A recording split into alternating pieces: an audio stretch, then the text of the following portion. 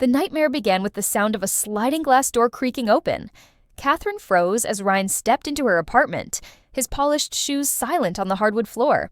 He stood tall, holding a bouquet of flowers, his unnerving smile lit by the dim glow of her kitchen lights. The sight of him made her stomach churn. He shouldn't have been there, couldn't have been there. She had never told him her address. "Hi, Kat," he said softly, his voice calm and eerily intimate. "I thought it was time we finally met." Her heart raced, her eyes darting to her purse on the kitchen counter. Inside was the pepper spray she'd bought just last week, a precaution after feeling uneasy during late-night walks with Max. She hadn't known why, but something about Ryan's messages, the way he seemed to know her every move, had unsettled her enough to act. "Ryan, you need to leave," she said, her voice trembling. She backed away slowly, trying to maintain distance between them. Max stood protectively at her feet, growling low, his small body tense and ready to defend her. Ryan tilted his head, his smile never wavering. "Leave? Why would I do that?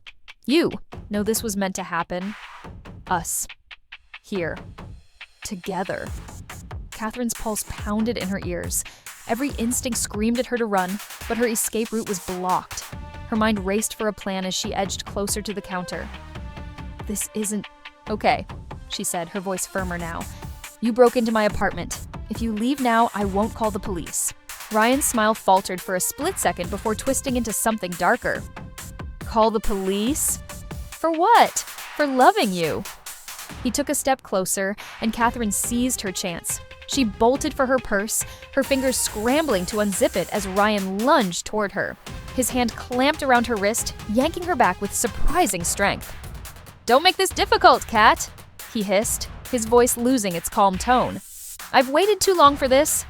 Before he could pull her further, Max sprang into action, his sharp teeth sinking into Ryan's leg. Ryan let out a roar of pain, stumbling as he tried to shake the dog off. "Max!" Katherine cried, her heart breaking as she saw him being flung into the wall. But the distraction was enough. She tore her hand free, grabbed the pepper spray, and aimed. "Get away from me!" she screamed, unleashing the spray directly into Ryan's face.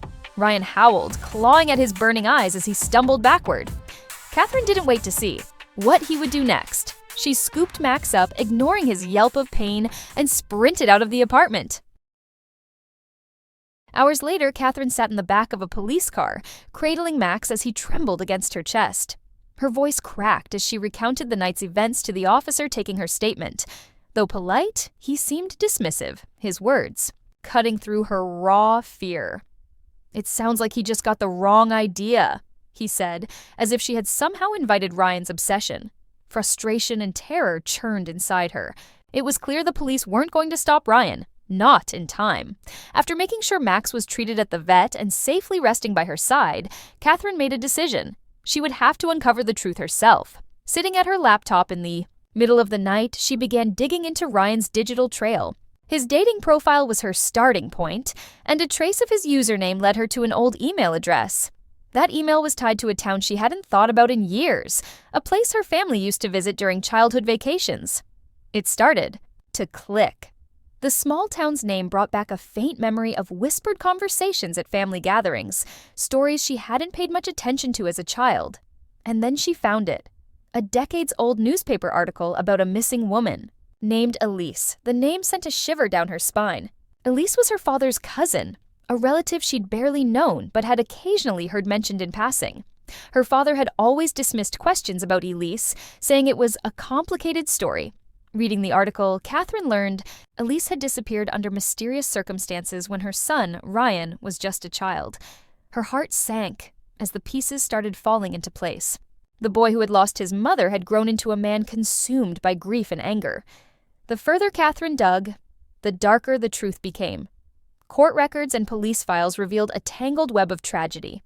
Her father had tried to help Elise escape an abusive relationship, but she had vanished before he could intervene. Ryan, left behind and traumatized, had grown up blaming her father for failing to save Elise. When Katherine had matched with Ryan on the dating app, it wasn't coincidence. It was calculated. He had been watching her, planning his way into her life to punish her for what he saw as her family's sins. The weight of this realization was crushing. Ryan's obsession hadn't started with her. It had started with a broken past that had festered into something dangerous.